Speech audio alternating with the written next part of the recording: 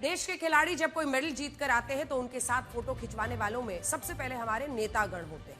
अपने भाषणों में खिलाड़ियों की जीत को लगभग अपनी जीत बता देते हैं, लेकिन क्या हमारे खिलाड़ियों को इन नेताओं और इनकी नीतियों का फायदा मिलता है? यूपी में नेशनल स्कूल गेम्स चैंपियनशिप में हिस्सा लेकर लौट रहे ओडिशा के युवा खिलाड़ियों ने जिस स्थिति में रेलवे की यात्रा की है, शर्म से झुका देने वाली तस्वीर। इन युवा खिलाड़ियों की हालत देखिए। ठंड के मौसम में ट्रेन के टॉयलेट के पास फर्श पर बैठकर यात्रा कर रहे हैं। कल को यही खिलाड़ी जब मेडल जीतेंगे तो ओडिशा के नेता इनके साथ फोटो खिंचवाएंगे, गर्व महसूस करेंगे। लेकिन आज जब उन्हें प्रदेश सरकार की मदद की जरूरत है तो इनके साथ कोई नहीं है। भुवनेश्वर से ये बच्चे ट्रेन के जरिए यूपी में आयोजित हो रही नेशनल स्कूल गेम्स चैंपियनशिप में हिस्सा लेकर आ रहे थे। देखा जाए तो ओडिशा के खेल और शिक्षा मंत्रालय को इन बच्चों की यात्रा का इंतजाम करना चाहिए था, लेकिन अफसोस इन पर किसी ने ध्यान नहीं दिया। बदहाल हालत में ट्रेन से यात्रा कर रहे इन 18 युवा खिलाड़ियों में 10 लड़के और 8 लड़कियां हैं।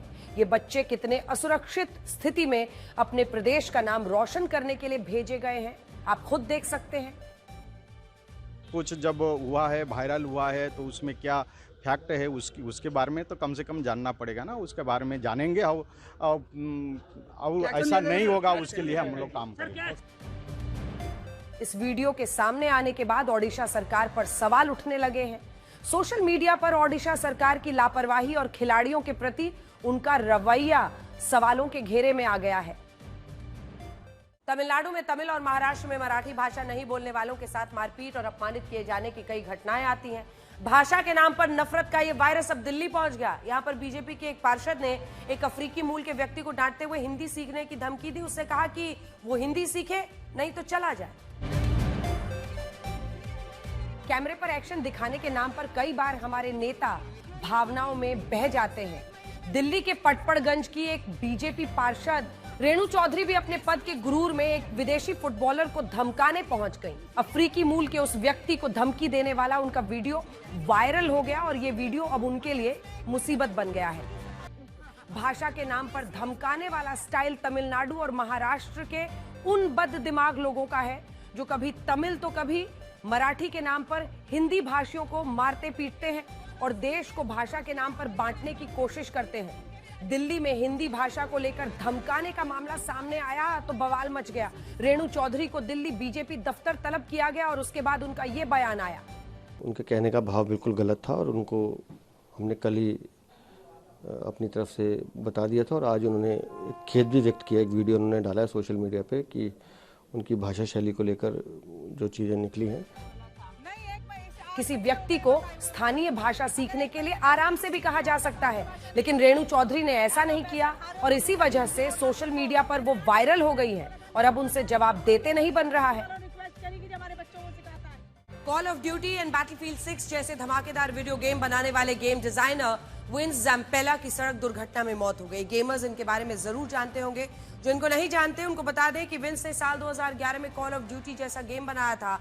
लॉन्च होने के 24 घंटे के अंदर इस गेम की 65 लाख कॉपियां बिक गई। इस इकलौते वीडियो गेम ने अब तक 2.5 लाख करोड़ रुपए की कमाई की है। एक्शन गेम बनाने वाले विंस की मृत्यु एक सुपर कार से एक्शन करते वक्त गई। 14 साल पहले इस एक्शन गेम ने दुनिया भर के गेमर्स को खुश कर दिया था। अब 14 साल बाद इसके क्रिएटर की मौत ने गेमिंग की दुनिया को बड़ा सदमा दे दिया है।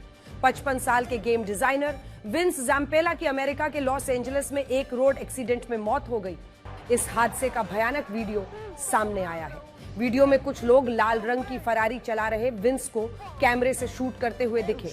इसमें दिख रहा है कि जैसे ही विंस टनल से बाहर आए वो अपनी कार की रफ्तार संभाल नहीं पाए और उनकी फरारी कार पहाड़ी की तरफ मौजूद बैरियर्स से जाकर टकरा गई। टक्कर इतनी भयानक थी कि कार में तुरंत आग लग गई।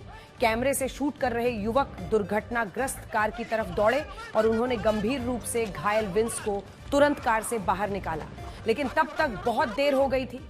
कार में विंस के साथ एक और व्यक्ति मौजूद था जो टकराव के बाद छिटक कर बाहर गिर गया। अस्पताल ले जाते वक्त उस व्यक्ति की भी मौत हो गई।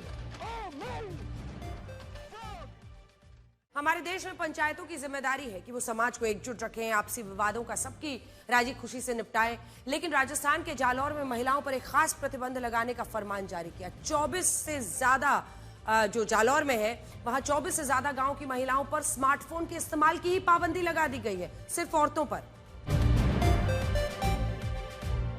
एक तरफ राजस्थान सरकार राज्य की महिलाओं को टेक फ्रेंडली बनाने के लिए टैबलेट बांट रही है, तो दूसरी तरफ जालौर की एक पंचायत महिलाओं के स्मार्टफोन के इस्तेमाल पर प्रतिबंध लगा रही है। पंचायत से जुड़े लोगों का कहना है कि बच्चों को मोबाइल फोन से दूर रखने के लिए महिलाओं पर यह प्रतिबंध लागू किया गया है। तो क्या इसका मतलब ये है कि बच्चे केवल अपनी मां से मोबाइल ले पाते हैं, पिता से नहीं? डिजिटल डिटॉक्स जरूरी है और बच्चों में मोबाइल लत भी एक बड़ी समस्या बन गई है, लेकिन पंचायत की ओर से इस तरह का फैसला महिला विरोधी है। डिजिटल डिटॉक्स सीखना है तो कर्नाटक के बेलगाम के एक गांव हलगा से सीखिए।